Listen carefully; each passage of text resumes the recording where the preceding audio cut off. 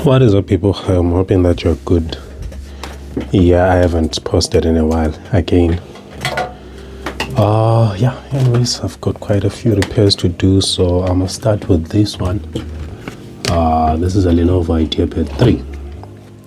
It's an Intel Celeron, so not that much value, but yeah, still a good machine, I guess. Put an SSD, put more RAM, and you've got yourself something nice. Anyways, they said not responding to the charge or anything, so plugging in the power supply and there is literally no response. Nothing whatsoever. Alright, looking at the power supply, nothing. The device draws 000, no response. Nothing whatsoever. So yeah, I guess we have to open it up and have a look what's happening inside. No screws. That's funny. I find it weird that there's no screws because the guy is a DJ. I doubt if he knew how to fix, but I guess everyone has to have a look themselves. Yeah, there are people that generally don't touch. Yeah, they would rather take it to a technician or something like that. But the general populace, we first have a look and see if we can figure it out. Anyways, this is not a complicated repair, hopefully. But anyways, what I meant was, this is not a complicated motherboard. Yeah, the power sequence is pretty basic and obvious. We've got our charging port over here. From our charging port, it comes like this into an inductor over here. From this inductor, first MOSFET, second MOSFET, current sense resistor. From this current sense resistor, it's now a main power. So if I probe in continuity, I should find a connection from here to somewhere here, from here to somewhere here, from here to somewhere there, from here to there, everywhere on the motherboard, because that's the main power. So all the other secondary powers, 3.3, 5, 1.8, 1.0, battery charging, they all come from that main power. So to have a better look at that main power, let's look at this monitor. Well, can you see? Yeah, you can see. I just hope it's not too close. Yeah, so that's the charging port. If you look at the charging port, these are all ground pins, all 4 of them. But this one, that's our main source, that's our positive. So if you look at the trace comes like this. If you follow it through, so here it shows that there's supposed to be something, but it's actually at the bottom of the motherboard. I've done that, I've checked. Then it comes that connection, they did it at the bottom with a jumper wire. So I can make a continuity test from here to there. You can see there is continuity there. So it's not a broken line. There is continuity. It's at the bottom. From there, so from the charging port, basically it comes to the inductor there, PL203. So I can do that, can probe the charging port and our PL203. You can see there it is. From the inductor, it goes into the first MOSFET. From the first MOSFET, it comes out going to the second MOSFET.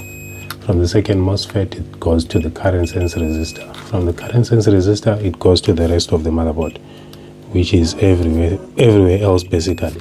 So what we want to do is with our one probe on ground, let me do that so that you can see that's on ground.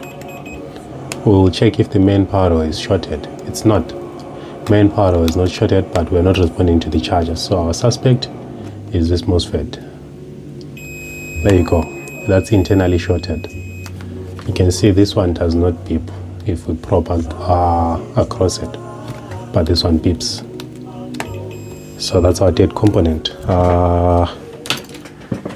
Let's grab a donor board. I don't want to heat up the motherboard, remove heat, come and heat it up again. I'd rather just heat up once and life goes on.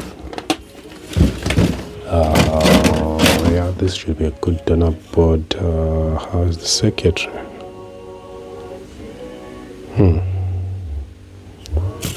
I don't see so many oh, there they are. But I don't want to take off the heat sink. because the components are underneath the heatsink. How about this one? Yeah, this is good. This is fine. This is a similar setup. It's also a Lenovo motherboard. If you look at it, we've got our charging port. Let's try to focus. But in this case, from the charging port, we've got a fuse. From the fuse, we've got the two inductors. From the two inductors, first MOSFET, second MOSFET, current sense resistor. So we want to check if that MOSFET is fine. If that MOSFET is okay, we're good. We are replacing that MOSFET. We are taking that MOSFET and putting it onto the motherboard that we're supposed to fix. This should be fine. I remember this motherboard. Yeah, this is fine. Doesn't beep. So let's take that off. So I'm coming at the water station at maximum temperature, maximum airflow, which is 500 degrees and 100% airflow.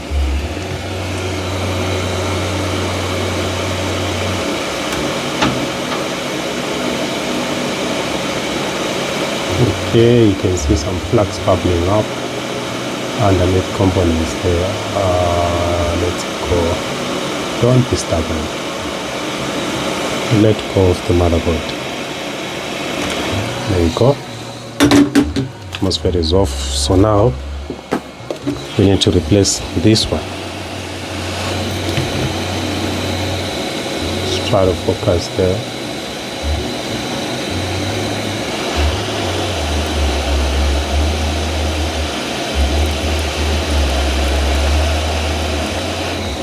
Okay, there it goes.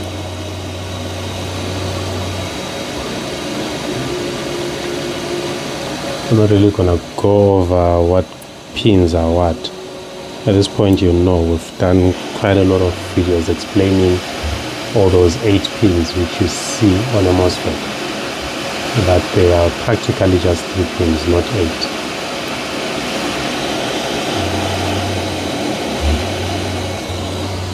Okay, that's in place. Alright, shall we test the motherboard now? It'll come with a power supply. What happens if we plug it in? I do not see any response. Nothing whatsoever. Nope. Nothing at all. Okay, just to verify. Sorry about that. Where is our 19 volts? Okay, so here's a multimeter. You can have a look at it. That should have resolved the problem. But we're not getting 19 volts. Oh, there we go. 19.40. And there's nothing here. So what I want to do is I want to make sure that my PQIC is getting 19 volts. What is loose here? Because this doesn't seem to be reading 19 volts.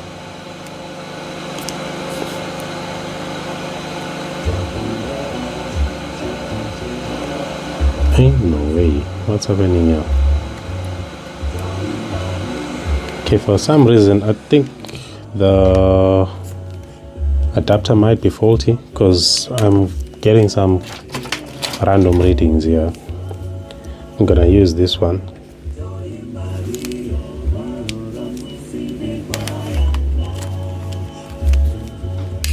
See if I can get a solid 19 volts. Yeah, that's a solid 19.40 volts there. What are we getting over here? 19.40. And we've got 0 volts in our main power rail. Okay, cool. Put that on hold. What are we getting on the PQIC? 19.12. 19.12. But we're not getting an output over here.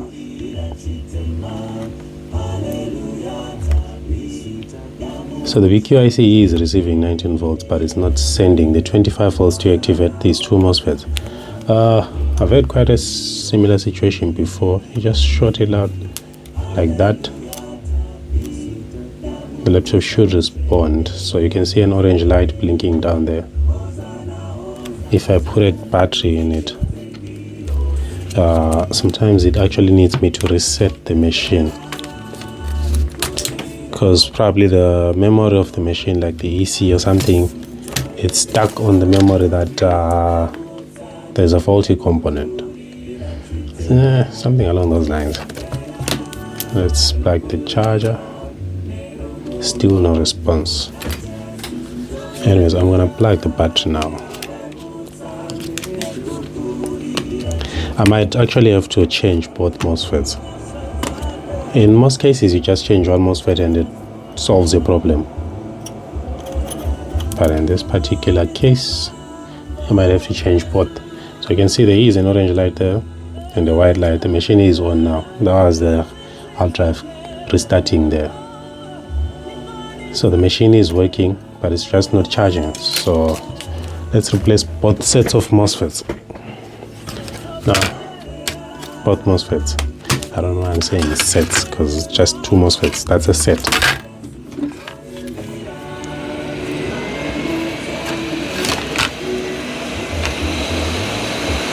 Okay.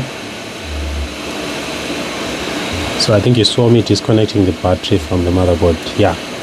Whenever I'm working on a board, even if I'm changing something as simple as a RAM or an SSD, 99% of the time I'm gonna remove the battery.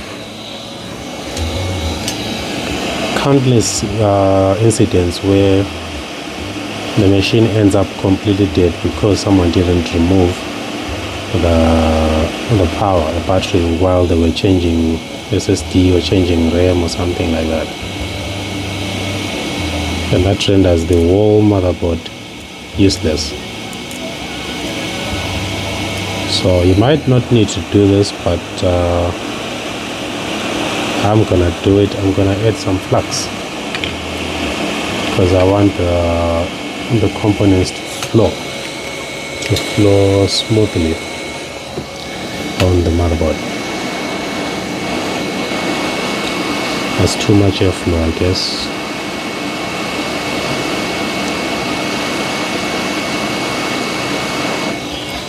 Alright, so the components are sitting now.